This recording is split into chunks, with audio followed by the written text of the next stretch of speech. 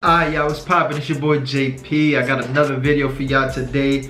Now in today's video, we're gonna be reacting to the cop who turned into a gangster, Rafael Perez. Now it says in 1999, 7 police officers were accused of police misconduct during the LAPD's infamous Rampart scandal, and the man behind it all was Rafael Perez. Now y'all, let me know in the comments, especially if you from LA. They usually say that the LAPD is one of the most fucked up cops in the country. They be going hard. It says Rafael Perez had went from being a good cop dedicated to arresting criminals and violent gang members to becoming a criminal and a gangster himself. I feel like personally that's how a lot of cops start.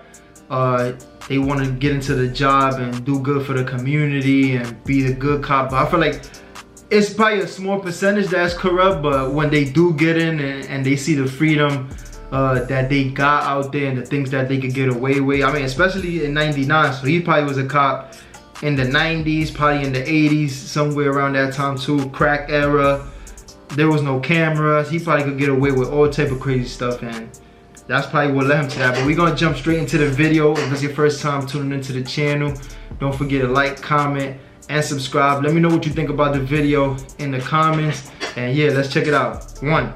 In 1999, 70 police officers were accused of police misconduct during the LAPD's infamous Rampart scandal, and the man behind it all was Rafael Perez. Rafael Perez had went from being a good cop dedicated to arresting criminals and violent gang members to becoming a criminal and a gangster himself. And when federal agents finally took Perez down, he exposed the biggest case of police corruption in California's history. Oh, so he ended up telling? Rafael Antonio Perez was born in Puerto Rico on August 22nd, 1967. At a young age, he moved with his mother to Philadelphia, and he spent most of his childhood years there. As a kid, Perez always knew he wanted to be a police officer. He would watch cop shows and movies about police officers in Los Angeles, and dreamed of one day working for the LAPD, catching. Man, that's crazy to just even from a young kid to be looking at like LAPD stuff and dreaming about being an LAPD. I mean, LA is one of them cities where everybody dreams to live in one day. It's just like New York, you know what I'm saying? Like a lot of people feel like that's the city that makes your dreams come true. So I can see probably why he did that. Bad guys like on the TV shows. After graduating from high school, Perez joined the Marines, and soon after got married to his first wife. While in the Marines, Perez didn't have many friends, but those who knew him described him as being a nice guy. Yo, is it me or he kind of got like that? Easy to talk to. In 1998, like the military base Perez was stationed at in Maine closed down. So Perez and his wife relocated to California to start a new life. He was 21. But soon after their move, their marriage came to an end after Perez was caught cheating with a female Marine. That same year he was divorced, Perez took the LAPD entrance exam and passed. He joined the police academy and was the squad leader of his class. And in 1989, he graduated, becoming a Los Angeles police officer at 22 years old. After his rookie year, Rafael Perez, who went by Ray on the force, began working undercover assignments on the narcotics team. He was partnered up with David Mack, a cop from Compton who had joined the LAPD a year before. You know, thinking about it now, I don't know if this cop was like included in that too, but I remember watching like the documentaries. You know, they had, I think it was probably like on BET or one of them channels where they was pretty much at the time trying to discover the whole situation with like Biggie and Tupac and who killed them and who had something to do with. I feel like these cops, they was in it. I'm not 100% sure, but I'm sure they was like part of that era and their names was thrown around in it. 2 were put on the buy and bust team, which meant they traveled throughout the city, undercover, buying drugs on the streets and making arrests. Oh, but they was working. Perez quickly learned about the darker side of Los Angeles. He became an expert on how gangs and drugs moved through Southern California, and he saw firsthand how gangs and drugs destroyed the communities he patrolled. So he worked hard to arrest those who were involved in both. And for the first few years, he was good at it. Perez's commanding officers recognized him as being an honest cop who made clean arrests and took hundreds of real criminals off the streets. No reports of any police misconduct involving Perez came until 1993, 4 years after he had joined the force. The incident involved a drug dealer who had been shot and killed by Perez's partner David Mack. According to both Perez and Mack, the dealer had pulled a gun out on Perez, threatening to shoot him, and Mack responded by shooting first, saving Perez's life. Witnesses, however, told a much different story. Dang. They claimed the dealer was unarmed and was shot once when he approached the police car. They say the dealer then tried to run and was shot again in the back, killing him. But both Perez and Mack denied the allegations, and both were found. That's one thing, and that's why the police department is like a gang in itself, bro. They gonna protect themselves at all costs. They gonna, you know what I'm saying? Like in a situation like this, look, come on, the people not gonna lie about it. Like, bro, if they killed, I mean, he obviously wasn't an innocent man. He was in the streets, but like they gonna cover all their tracks as best as they can, and even when they, like, you know, when the police department investigate them about that stuff, they all gonna protect each other at the end of the day. They not really gonna go out and fire him or nothing. The most cops get is what, death's duty, bro. And it's like, I feel like at that point, if you kill somebody and you was in the wrong and it has nothing to do with self-defense or somebody attacking you first, shit, you should be charged like a regular human, bro. Why you get the right to kill just because you're a police officer in a uniform with a gun? Like, that's why they get a lot. They get away with a lot of the stuff that they actually do. Justified in their actions. David Mack even received an LAPD medal for heroism in saving Perez's life. That's crazy. Then, in 1995, after years of exceptional police work cleaning up the streets, Perez was assigned to an elite undercover narcotics unit, the Rampart Anti-Gang Crash Unit. And the crazy thing, that's how they move up, doing crazy shit, and it makes them look good, and then, you know, they move up. In this special unit, it was the police officer's job to track and monitor gang activities and gang membership. The officers patrolled Rampart, an area just west of downtown Los Angeles that's heavily populated and home to at least 30 different gangs. Because of the undercover nature of their jobs, the officers assigned to Rampart were allowed to wear plain clothes. And he was Spanish too. That was like an 18th Street area. Perez, who was no longer partnered with David Mack, was assigned a new crash partner, and the two were let loose in the streets to confront and attempt to control LA gangs. It's said that this is when Perez started dressing more like a gangster than a cop, and acting almost like a gang member himself. Perez demanded respect from those he came in contact with, and if they didn't give it to him, they paid the price. I always kind of hear that too, like when it comes to like cops and stuff, and also like CEOs and stuff. After a while, they kind of, like, especially if you're doing undercover work, it's happened in so many cases where a lot of these people really play into the part, and that shit really start transitioning to like their real life, where they really believe that they them guys that's really out there in these streets gang banging and doing all the stuff. Like, something happens in their mind where they really believe this who they are. This even happens with like actors. I mean, there's so many cases that they don't know how to turn off the acting from real life. I mean, obviously they don't really crash out, but stuff like this could happen. If you're really out there and you got all this freedom to play a character, shit could go bad if you don't know how to turn it off when you get off work. Perez's Puerto Rican background also gave him an advantage over the Spanish-speaking community he patrolled, because most people assumed he was black, not knowing that he actually spoke fluent Spanish. Perez would make multiple arrests, and then leave the suspects in the back of his police car to talk. Many times, gang members and drug dealers would tell on themselves, and at the same time, give Perez information about the neighborhood that no one would know, except those who lived there. Within months of working with the crash unit, Perez was on his path to corruption. His first admitted offense came while making his first big drug bust. Perez and his partners had seized money from a drug dealer and then decided to keep some of the money for themselves. And from there, his spiral downward was fast. Perez began stealing drugs and money from other dealers through illegal search and seizures, and would beat up whoever tried to stop him. He started setting gang members up for crimes they didn't commit, and would plant fake evidence on suspects to make arrests.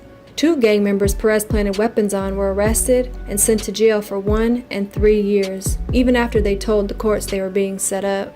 In fact, many of the people Perez arrested claimed they were set up. But because most of Perez's victims had gang associations or criminal records, Their statements were easily dismissed. And it's crazy because I don't know if y'all ever watched like Rick Ross interviews, like the real Rick Ross, the drug dealer Rick Ross, based out of LA. He kind of always said that that was kind of a time where a lot of cops was really using their badge and busting into places and robbing them, taking their kilos, taking their money, and just keeping it. Because at the end of the day, what they gonna do? They ain't gonna report it. I think a drug dealer's gonna go into the police department like, yeah, they just took my drugs and my money and this, that, and the third. It's not gonna happen like that, you feel me? So they got away with all that stuff.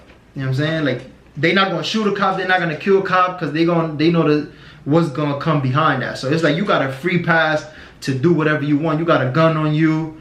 These people, they really can't do nothing about the whole situation. They can't report you, they can't kill you. So it's like, come on. Guarded. And because Perez was such a respected cop in the police department, none of his arrests were even questioned, and everyone he falsely arrested was found to be guilty and sent to jail. With the money he had made from his illegal activities, Perez was able to live an expensive lifestyle. He had remarried and was living in a beautiful Los Angeles home with his wife and daughter, and neighbors say he often bought new cars and home furnishings. That's where they fuck it up. Along with a wife and family, Perez also had several girlfriends in the Rampart area he patrolled that helped him deal his stolen narcotics. What? Perez would steal the drugs from dealers, then bring it to his girlfriends to sell the product on the streets. Nah, he was a full-blown But after gangster. years of stealing from street dealers, Perez wanted more. So he moved to stealing drug evidence from police lockers. He started out taking small amounts of cocaine, then progressed to taking pounds, replacing the stolen evidence with flour or Bisquick mix. In 1996, while Perez was building his criminal empire, he stayed in contact with his former partner David Mack, and the two remained friends. Mack introduced Perez to Suge Knight, the CEO of Death Row Records, who was at the time looking to hire off-duty police officers for extra security. Perez got the job, and on his days off from the police force, he worked as a private security guard for Suge Knight and Death Row Records. So you got a whole gangster with gangsters. By the beginning of 1998, Perez had crossed all the way over. He would drink and throw wild parties with exotic dancers in hotel rooms while on duty. He'd shoot suspects without any cause, then wouldn't call medical attention after seriously wounding them. And one man he had shot, paralyzed, then sent to jail for 23 years. Perez had gotten completely comfortable with breaking the law, which had made him careless, and that's what caused his downfall. On August 25th, 1998, SWAT teams blocked off Perez's quiet suburban street and arrested him for stealing close to $1 million worth of cocaine. Yo, he had a low-key crazy run though. Police had become suspicious of the theft when it was discovered that Perez had checked out the drug evidence using a false name. Months later, arrested and facing 12 years in prison for stealing police evidence, Perez cut a deal with prosecutors. In exchange for immunity, Perez agreed to give information regarding widespread police corruption within the LAPD's Rampart division. Look at the whole crazy part about it. I'm pretty sure, like, at the time, they probably wasn't even looking at him for all the other crazy stuff that he was doing outside, robbing people and doing. He got caught for stealing from his own, and he was offered 12 years, and just with that, he decided to flip on the whole thing. He probably had that in mind the whole time. Listen, the day these people come, I can expose them for so much that it's gonna either cut my time or I could get away with the whole situation. Because I mean, I'm pretty sure he wasn't the only cop that was really out here doing all this corrupt stuff, especially at that time. And over the course of 35 interviews, Perez told stories of officers planting evidence to get convictions and using excessive force during arrests. And that shit he still explained how happens to cops this day. would create false alibis for one another and intimidate people in the neighborhood who witnessed their misconduct. He even admitted cases where police officers attempted to murder possible suspects. Perez confessed to so many crimes committed by he and his fellow officers that his testimony transcripts filled 4,500 pages. But with everything Perez told, his most shocking confession involved Javier Ovando, the gang member Perez and his partner shot 3 times and paralyzed after the 19-year-old surprised them during a stakeout. Perez admitted that he had planted a weapon on Ovando after shooting him, and then lied in open court saying Ovando had attacked him. Perez's false testimony had sent Javier Ovando to prison with a 23-year prison sentence for felony assault against a police officer. Goddamn, bro. By the time Perez was done exposing LAPD's corruption, 70 Rampart cops would be put under investigation. Prisons across California had to open their doors as over 100 cases were overturned and the wrongly imprisoned were set free, including framed Javier Ovando, who had done 2.5 years. After the wrongfully accused were set free... One thing he can't get back though, listen, you left that man paralyzed. Yeah, he get the opportunity to be out here with his family, and if he got kids, and do it up with them, but it's like, bro, you just took this whole man's ability to walk and function as a regular human for your corruption and your fucking ways. There were 140 lawsuits filed against the city of LA's police department, and $125 million was paid out to the victims. Victims' payouts ranged from $25,000 up to the $15 million settlement that Javier Ovando received. Damn. The largest settlement in LAPD's history. So many people got paid from the lawsuits that the locals started calling it the Rampart Lottery. As victims were receiving payouts, investigators continued to look into Perez's claims of even more police misconduct. But the investigators realized they had a problem when almost all the police officers that Perez accused denied everything Perez said. They claimed no wrongdoing, and not one cop came forward to support Perez's claims.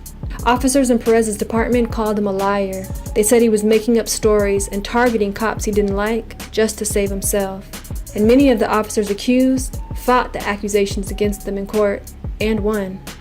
Out of the 70 Rampart... Yeah, I'm surprised they didn't take him and probably try to obviously let him go in that situation and turn him into an undercover to expose themselves. Because at that point, obviously you gotta look like this. If he's telling about everything that was going on, is his word against their word, and them being cops and him being a criminal, they might have leverage and they might take their side. But if he was working as an undercover and wearing a wire and all that, there's no way that you could listen. Once you're on tape saying what it is and what it is that you're doing out here, ain't no way you can go to no courtroom and say that's not what it is, or that's not what, you know what I'm saying, because you caught.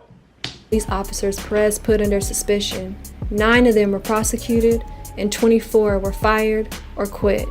The only officer Perez spoke nothing about was his one-time partner, David Mack.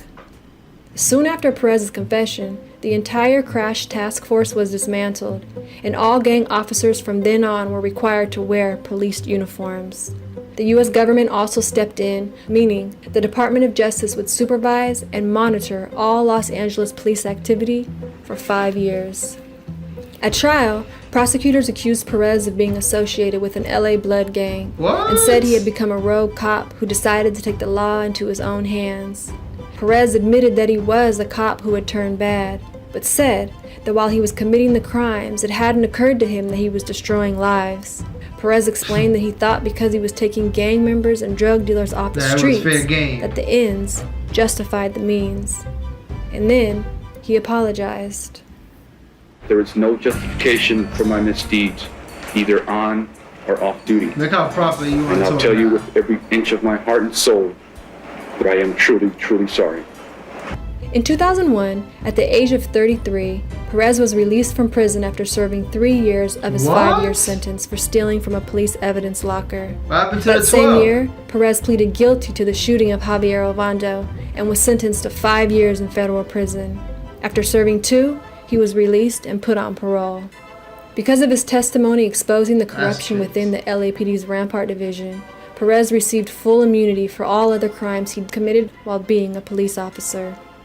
Today, the outside of the Rampart Division looks nothing like it did back in 2001.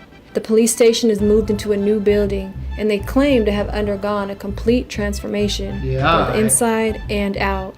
And while there are people who do agree that the LAPD has improved since the scandal, most say there's still a lot of work that needs to be done. And Rafael Perez, who stayed in California after being released from jail, has never spoken publicly since his trial. He's stayed away from all news and TV interview requests and instead has chosen to live a quiet life away from the spotlight. But no matter how quiet he is, Rafael Perez will always be remembered as the man who exposed the biggest police corruption scandal in California's history. That's crazy. Now you want to change your life after you done snitching, did all this stuff to people. Man, this is the end of the video, y'all. It's just crazy the stuff that these people get away with, and man, don't get it messed up. Just because this was in the 90s, don't think for a second that shit like this is not happening now. Like, there's a lot of corruption going on. People, cops planting guns on people, drugs, doing all type of stuff. And obviously, I mean, one thing I can say that, I mean, there's people that was living this type of lifestyle, but a lot of people were sent to prison, and a lot of families was broken because of people like this. Greed, knowing that you could get away with it because they criminals and nothing is gonna happen behind it. And it's fucked up that we in this place where the people that's supposed to be protecting us be gangsters too, bro. Just because you a cop, that don't make you no different than a lot of people that's in the streets. If you living like this, I mean, there's obviously good cops out there, so any good cop out there, you know, it's not to take like personal if you're doing what you're supposed to do and what you signed up to do. But I mean, there's a small percentage that's really out here doing it up. I mean, and it trickles down all the way from that to the court system, where they all, you know, play a part and work with each other to put all these people in prison. Because at the end of the day, it's a business. But yeah, I'm gonna end it up right here, y'all. Make sure you like, comment, subscribe, and to the next one, I'm out of here.